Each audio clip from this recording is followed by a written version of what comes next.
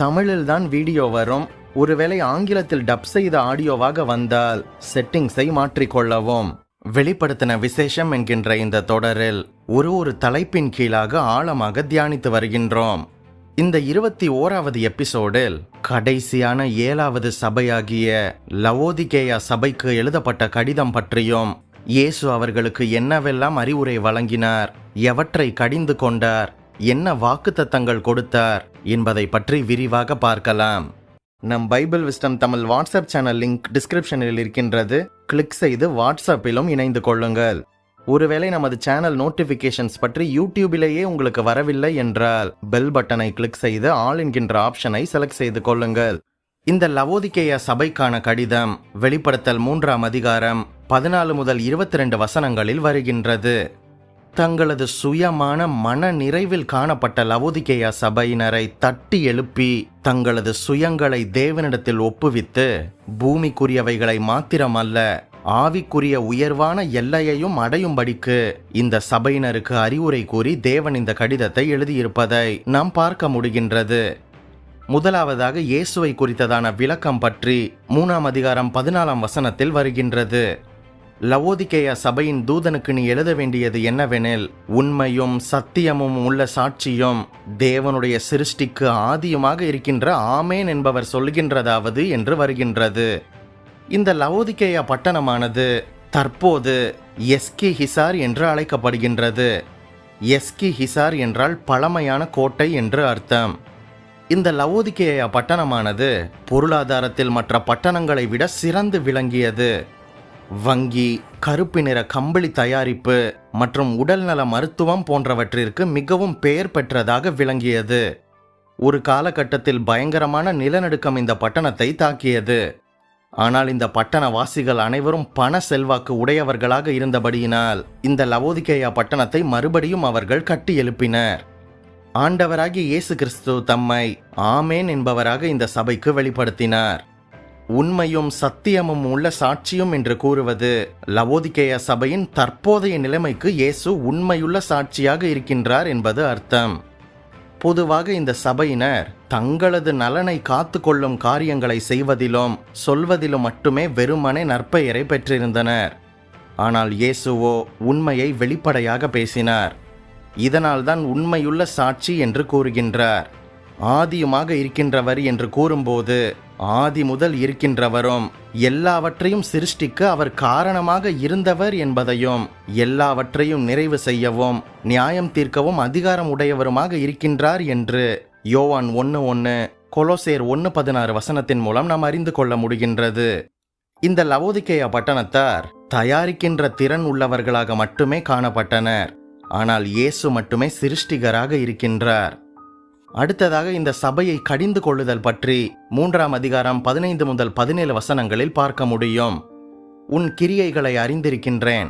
நீ குளிருமல்ல அனலுமல்ல. நீ குளிராயாவது அனலாயாவது இருந்தால் நலமாக இருக்கும். இப்படி நீ குளிருமின்றி அனலுமின்றி வெதுவெதுப்பாக இருக்கின்றபடியினால் உன்னை என் வாயினின்று வாந்தி பண்ணி போடுவேன்.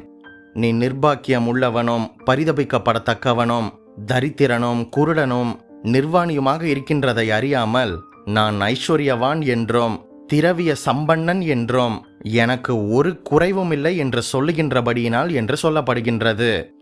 மற்ற 6 சபைகளை வைத்து பார்க்கும்போது இந்த லவோதிகேயா சபை பாராட்டை பெறவில்லை. இந்த லவோதிகேயா சபையினரின் செயல்கள் அவர்களின் இருதயத்தை வெளிப்படுத்தியது. தேவன் மீதான தங்களது அன்பில் அவர்கள் அனலுமின்றி குளிருமின்றி காணப்பட்டனர். பொதுவாக பானங்கள் அனலுமின்றி குளிருமின்றி காணப்படலாம். ஆனால் தமது ஜனங்கள் அஜாக்கிரதை உள்ளவர்களாக இராமல் ஒன்று குளிராக அல்லது அனலாக இருக்கும்படி தேவன் விரும்புகின்றார். அதுபோக இந்த பட்டணத்தின் தெற்கு பகுதியில் 6 மைல் தொலைவிலிருந்து வெட்டுக்கால்வாய் வழியாக இந்த பட்டணத்திற்கு குடிநீர் வந்து கொண்டிருந்தது. இந்த குடிநீரானது குளிருமின்றி அனலுமின்றி காணப்பட்டது. இதை உதாரணமாக வைத்துதான் தேவன் இந்த சபையை எச்சரிப்பதை பார்க்க முடிகின்றது.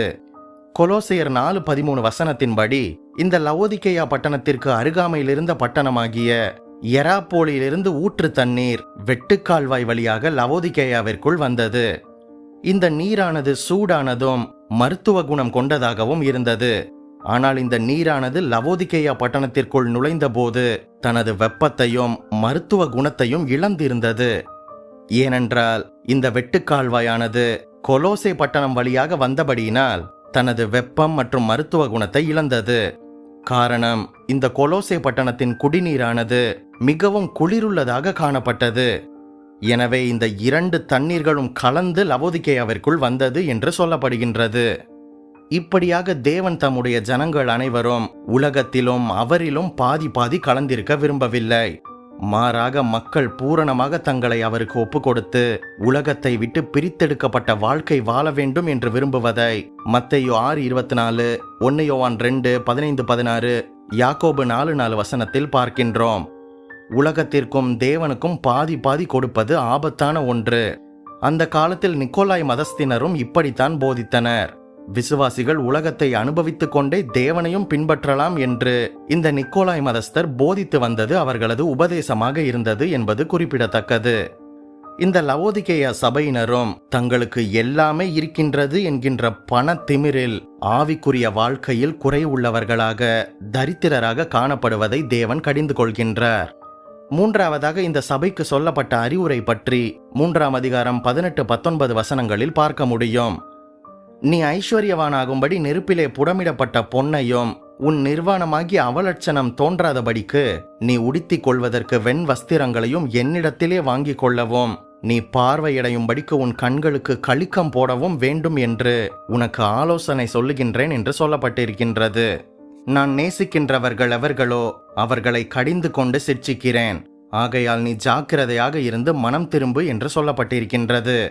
இந்த சபையார் தங்களை குறைவில்லாத ஐஸ்வர்யவான்கள் என்று தங்களை குறித்தே அவர்கள் நினைத்தபடியினால் அவர்கள் தங்களது ஆவிக்குரிய குறைவை அறிந்து கொண்டு தங்களை தேவனுக்காக சமர்ப்பிக்க வேண்டும் என்று தேவன் அவர்களுக்கு அறிவுரை கூறுகின்றார். ஏசாயா 55:1 வசனத்தில் கூறப்பட்டுள்ளதே அவர்களுக்கு உடனடியான தேவை. உண்மையான தங்கத்திற்கு பதிலாக நெருப்பினால் புடமிடப்பட்ட தங்கம் அவர்களுக்கு தேவைப்பட்டது. இந்த புடமிடப்பட்ட இந்த தங்கமானது ஆவிக்குரிய செல்வமாக இருக்கின்றது என்று சங்கீதம் 66:10, நீதிமொழிகள் 17:3, 4, 12, 13 வசனங்களில் பார்க்கின்றோம்.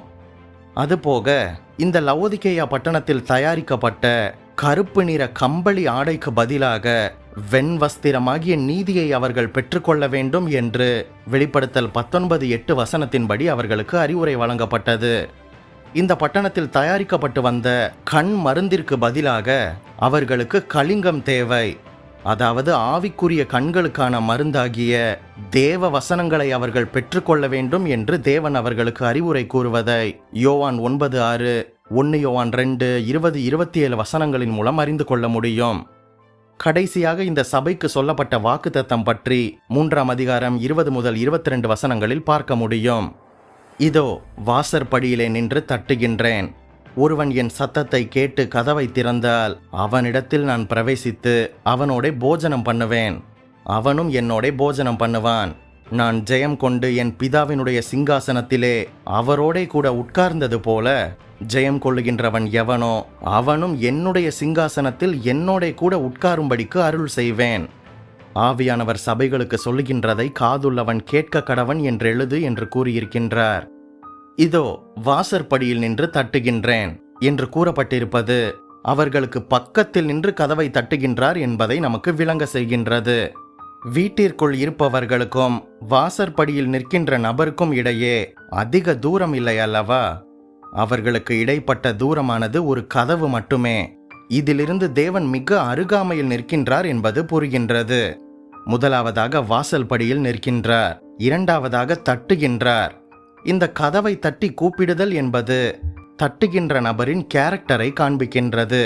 ஏனென்றால் பண்டைய காலத்தில் வாழ்ந்த ராஜாக்கள் அனைவரும் ஒரு வீட்டிற்குள் செல்ல வேண்டும் என்றால் அந்த வீட்டை உடைத்து கொண்டு வேண்டுமானாலும் உள்ளே நுழைவார்கள். திருடர்களும் கூட அப்படித்தான் நுழைகின்றனர். ஆனால் இயேசு அப்படிப்பட்டவர் அல்ல. மிக மென்மையாகவும் சாந்தமாகவும் அன்பாகவும் அக்கறையுடன் கதவை தட்டுகின்றார். கதவை திறந்தால் மட்டுமே அவர் உள்ளே வருவார் அல்லது போய்விடுவார். மனிதர்கள் பல நோக்கத்துடன் கதவை தட்டுகின்றனர். ஆனால் இயேசு கிறிஸ்துவோ இரட்சிப்பை கொடுக்கும்படியாக கதவை தட்டுகின்றார். நமது வாழ்க்கையை மாற்ற வேண்டும் என்ற காரணத்திற்காக கதவை தட்டுகின்றார். இயேசு பரலோகத்திலிருந்து வெகு தொலைவில் இருக்கின்ற நம்மை தேடி வந்து கதவை தட்டுகின்றார். அதோடு மட்டுமல்லாமல் அதிக நேரமாக, பல வருடங்களாக நமது இதய கதவை தட்டி கொண்டிருக்கின்றார் என்பது விளங்குகின்றது. இன்றும் கூட இயேசு இதே விதமாக தமது அன்பை வெளிப்படுத்தினாலும், இயேசுவை அடையாளம் கண்டு அவருக்கு கதவை திறப்பவர்கள் சில பேர்தான். ஒரு மனிதன் மரிக்கின்ற சமயம் வரை இயேசு ஒரு நேசராக, இரட்சகராக கதவை தட்டுவார். ஆனால் மரணத்திற்கு பின்பு இயேசு ஒரு நியாயாதிபதியாகத்தான் நிற்பார் என்று யாக்கோபு 5:9 சொல்கின்றது. இயேசுவுக்கு கதவை திறக்காதவர்களுக்கு பரலோகத்தின் கதவு பூட்டப்படும் என்று லூக்கா 13:25 சொல்கின்றது.